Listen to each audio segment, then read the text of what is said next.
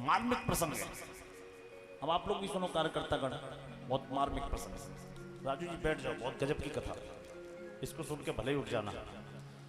एक महाराज की कथा है और उस महाराज को लेके हमारे आराध्य, हमारे नारायण भगवान कन्हैया जो योगी हैं, उनके चरित्र पे लोग उंगली उठाते हैं। आइए स्पष्ट करते हैं कि लोग क्यों कहते हैं ऐसा, जबकि इस रास में ऐसा कुछ नहीं है। रास काम विजय लीला है।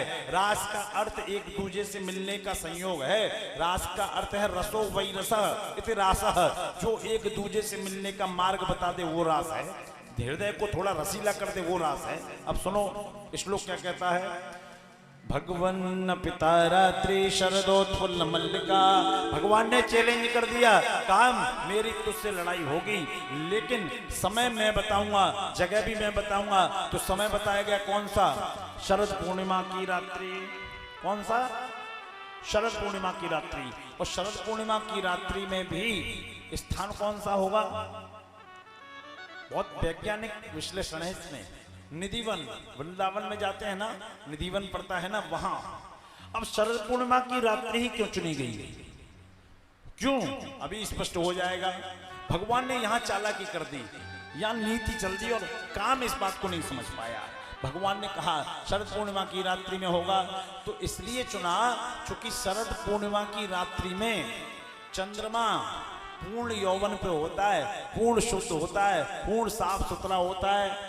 और भगवान का मन है चंद्रमा, ये हम नहीं कह रहे, वेद भगवान कहते हैं क्या, चंद्रमा मन सो जा।